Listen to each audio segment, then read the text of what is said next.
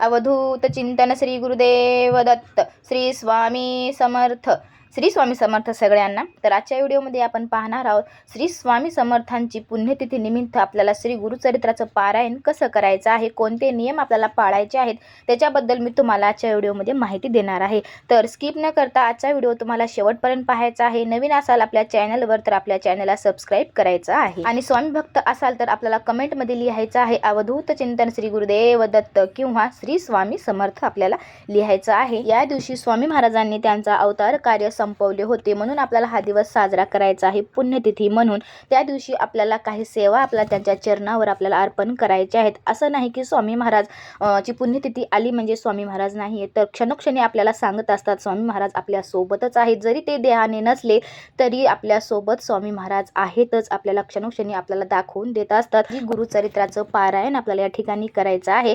त्याचे नियम आपण या ठिकाणी पाहणार आहोत. कसं करायचं आहे सगळी माहिती सविस्तर आपण या ठिकाणी पाहणार आहोत. हा दिवस आपल्यासाठी दुःखाचा जरी असला तरी आपल्याला सेवा आपल्याला करायच्याच आहे. श्री अक्कलकोट स्वामी महाराजांची पुण्यतिथी राहणार आहे 15 एप्रिल 2026 बुधवार. या दिवशी आपल्याला साजरी करायची आहे आणि पारायण आपल्याला सुरुवात करायचं आहे 9 एप्रिलला गुरुवार. आपल्याला त्या दिवसापासून ते पारायणाला सुरुवात करायची आहे. तर 15 तारखेपर्यंत आपल्याला सुरुवात करायची आहे, म्हणजेच 9 ते 15 तारखेपर्यंत. श्री गुरुचरित्रामध्ये गुरुचे मार्गदर्शन आपल्या जीवनामध्ये किती महत्त्वाचे आहे तेच या ग्रंथात श्रीपाद श्रीवल्लभ व श्री नरसिंह सरस्वती याच्या लीलांमधून आपल्याला सांगितलेलं आहे. केंद्रात किंवा मठात आपल्याला पारायणाचा सप्ताह सुरूच असतो, तर तिथं पण तुम्ही हे पारायण करू शकता किंवा अगदी घरच्या घरी आपल्याला पण हा पारायण करता येतो. पण सामूहिक पारायण केल्याने त्याचं खूप असं फळ लवकर मिळतं असं म्हणतात, म्हणून आपण जर केंद्रात केला तर खूप भारी होणार आहे. जर शक्य नसेल तर तुम्ही अगदी घरच्या घरी आपल्याला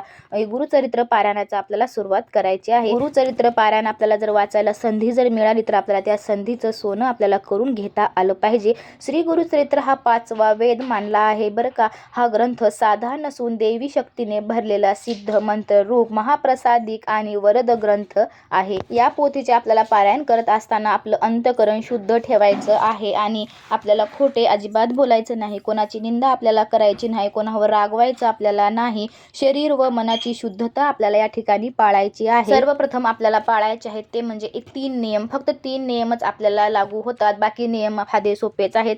सगळे नियम साधे सोपेच आहेत. तर आपल्याला या काळामध्ये आपल्याला ब्रह्मचार्य आपल्याला पाळायचं आहे. ग्रंथ वाचनाच्या कालावधीत आपल्याला जर सूतक आलं असेल किंवा आपल्याला कोणाच्या घरी अंत्यविधीसाठी जायचं असेल तर अजिबात आपल्याला हे जायचं नाही. सूतक असणाऱ्याच्या पण आपल्याला घरी जायचं नाही. पण स्वतःच्याच कुटुंबात जर सूतक आलं तर अशा वेळेस आपल्याला श्री गुरुचरित्राचं पारायण जे आहे ते आपल्याला दुसऱ्यांकडून आपल्याला पूर्ण करून घ्यायचं आहे.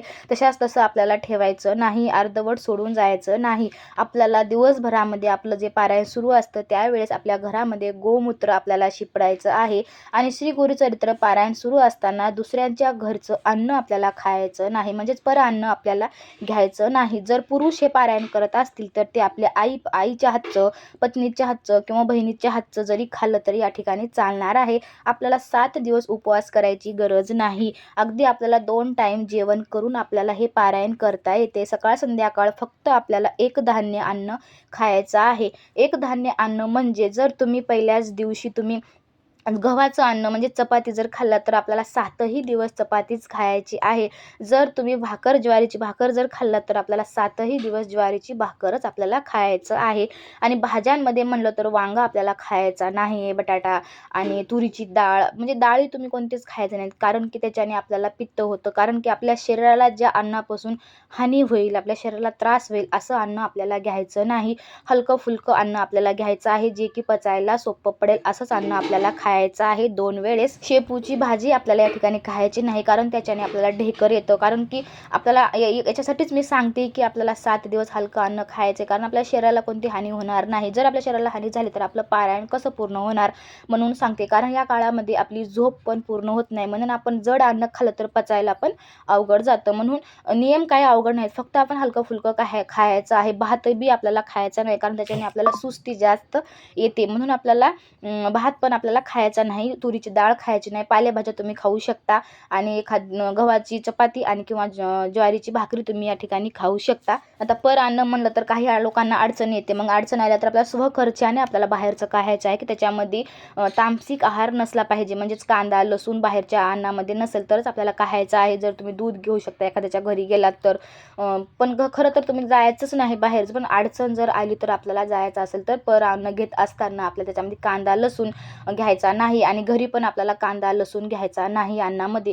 तुम्ही घरच्यांना स्वयंपाक जर बनवत असाल तर त्यांना वेगळा स्वयंपाक बनवून द्या. तुम्ही तुमच्यासाठी स्वतःसाठी बिना कांदा लसणाचा स्वयंपाक बनवून तुम्ही 7ही दिवस तुम्हाला खायचा आहे. आणि आपल्याला झोप घेत असताना खाली आपल्याला अगदी चटई वगैरे ब्लँकेट वगैरे टाकून आपल्याला झोप घ्यायची आहे.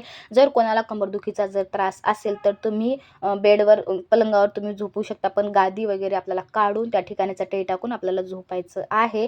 एवढंच आपल्याला नियम पाळायचा आहे, म्हणजे ब्रह्मचार्य, पर अन्न आणि तामसिक आहार आणि झोपताना आपल्याला जमिनीवर झोपायचं आहे. अगदी एवढे साधे सोपे नियम आपल्याला पाळायचे आहेत. आता बघा आपल्या पूजेसाठी काय लागणार, अगदी पूजा आपल्याला कशी मांडायची आहे ते पण आपण सांगणार आहोत. तर पूजा मांडण्याच्या अगोदर म्हणजे तुम्ही 9 तारखेला पारायण करताय तर आपल्याला 8 तारखेला आपल्याला केंद्रात किंवा मठात किंवा एखादं दत्त महाराजांचं जर मंदिर असेल तर त्या ठिकाणी आपल्याला जायचं आहे आणि खडीसाखर, नारळ किंवा एखादा गोड प्रसाद तुम्हाला घेऊन त्या ठिकाणी किंवा विडा वगैरे जे आहे ते नारळ वगैरे खडीसाखर असं घेऊन जायचं आहे आणि आपल्याला त्या ठिकाणी ठेवून पारायणास उपस्थित राहण्यासाठी आपल्याला स्वामी महाराजांच्या मंदिरात जर गेला तर स्वामी महाराजाला प्रार्थना करायची आहे. जर एखाद्या दत्त महाराजांच्या मंदिरात गेलात तर दत्त महाराजांना प्रार्थना करायची आहे की स्वामी महाराज किंवा दत्त महाराज तुम्ही माझ्या पारायणामध्ये तुमची उपस्थिती ठेवा, असं म्हणून त्यांना प्रार्थना आपल्याला करायची आहे. आणि आपल्या घरी येऊन आपल्या वडीलधाऱ्या मंडळीचा पण आपल्याला आशीर्वाद घ्यायचा आहे.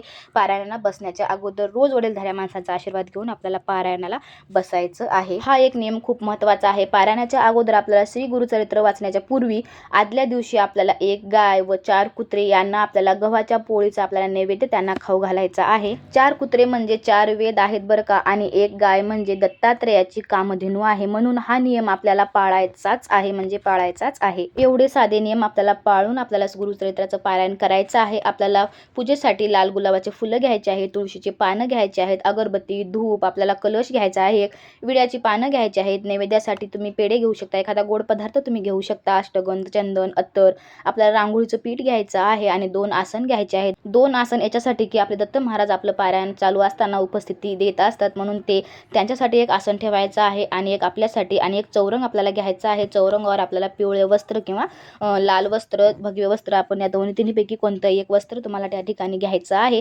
स्वच्छ आपल्याला तिथली जागा त्या ठिकाणी पुसून घ्यायची आहे. सकाळी आपण पण स्वच्छ सुशोभित व्हायचं आहे आणि चौरंगाभोवती स्वच्छ आपल्याला रांगोळी टाकून घ्यायची आहे. चौरंगावर तोरण बांधायचं आहे, आपल्या मुख्य दरवाजाला तोरण बांधायचं आहे. छान अशी आपल्या उंबरठ्यावर रांगोळी, छान धूप दीप, आपल्याला हळदीचं लेपन वगैरे आपल्याला करायचे आहे आणि आपल्याला समय किंवा एखादा दिवा आपल्याला चौरंगाच्या बाजूला चालू ठेवायचा आहे किंवा अगदी चौरंगावर ठेवला तरी चालणार आहे. जर तुम्ही अखंड 7 दिवस जर ज्योत चालू ठेवत असाल तर चालेल.